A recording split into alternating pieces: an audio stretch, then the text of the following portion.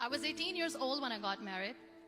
I belonged to a very conservative family, a Baloch family, where good daughters never say no to their parents. My father wanted me to get married, and all I said was, if that makes you happy, I'll say yes. And of course, it was never a happy marriage. Just about after 2 years of getting married, about 9 years ago, I met a car accident.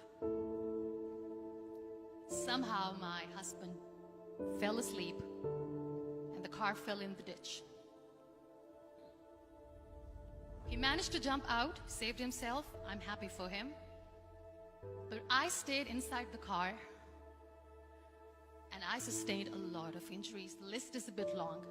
Radius ulna of my right arm were fractured. The wrist was fractured. Shoulder bone and collarbone were fractured. My whole rib cage got fractured. But that injury that changed me and my life completely was the spine injury. Many people came to rescue. They gave me CPR. They dragged me out of the car. And while they were dragging me out, I got the complete transection of my spinal cord. Those 2.5 months in the hospital were dreadful. I was at the verge of despair. One day, doctor came to me and he said, well, I heard that you wanted to be an artist, but you ended up being a housewife. I have a bad news for you. You won't be able to paint again. Next day, doctor came to me and said, your spine injury is so bad, you won't be able to walk again. I took a deep breath and I said, it's all right. Next day, doctor came to me and said, because of your spine injury and the fixation that you have in your back, you won't be able to give birth to a child again. That day, I was devastated. I started to question my existence. Why am I even alive? So what kept me going was, one day I asked my brothers, I know I have a deformed hand, but I'm tired of looking at these white walls in the hospital and wearing these white scrubs. Bring me some colors, bring me some small canvas. I want to paint. So the very first painting I made was on my deathbed, where I painted for the very first time. What an amazing therapy it was. Without uttering a single word, I could paint my heart out. I could share my story. People used to come and say, what lovely painting, so much color. Nobody could see the grief in it. Only I could. And that day I decided that I'm going to live life for myself. I am not going to be that perfect person for someone. I am just going to take this moment and I will make it perfect for myself. That I'm going to fight my fears. So I wrote down one by one all those fears. And I decided that I'm going to overcome these fears one at a time. You know what was my biggest fear? Divorce. But the day I decided that this is nothing but my fear, I liberated myself by setting him free. And I made myself emotionally so strong that the day I got the news that he's getting married, I sent him a text that I'm so happy for you and I wish you all the best.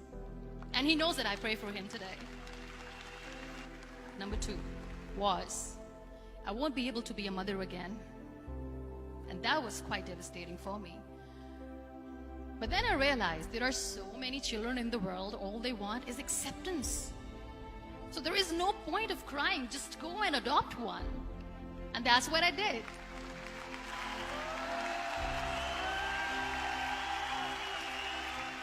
I gave my name in different organizations, different orphanages, and I waited patiently. 2 years later, I got this call from a very small city in Pakistan. I got a call and they said, are you Muniba Mazari? There is a baby boy and would you like to adopt? I could literally feel the labor pain. I said, yes, I am going to adopt him. I am coming to take him home. And that day, I was 2 days old, and today he's 6. You know, when you end up being on the wheelchair, what's the most painful thing? People think that they will not be accepted by the people because we, in the world of perfect people, are imperfects. So I decided to appear more in public. I started to paint. I have done a lot of modeling campaigns. I decided that I'm going to join the national TV of Pakistan as an anchor person. I became the National Goodwill Ambassador for UN Women Pakistan, and now I speak for the rights of women, children.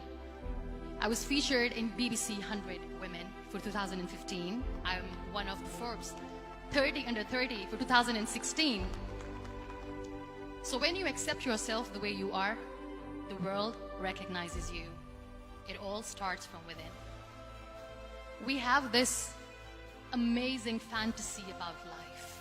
This is how things should work. This is my plan. It should go as per my plan. If that doesn't happen, we give up. I never wanted to be on the wheelchair. Never thought of being on the wheelchair. This life is a test and a trial, and tests are never supposed to be easy. So when you are expecting ease from life, and life gives you lemons, then you make the lemonade, and then do not blame life for that. It is okay to be scared. It is okay to cry. Everything is okay, but giving up should not be an option. They always say that failure is not an option. Failure should be an option, because when you fail, you get up, and then you fail, and then you get up, and that keeps you going. Embrace each and every breath that you are taking. Celebrate your life. Live it. Don't die before your death. Real happiness lies in gratitude. So be grateful, be alive, and live every moment.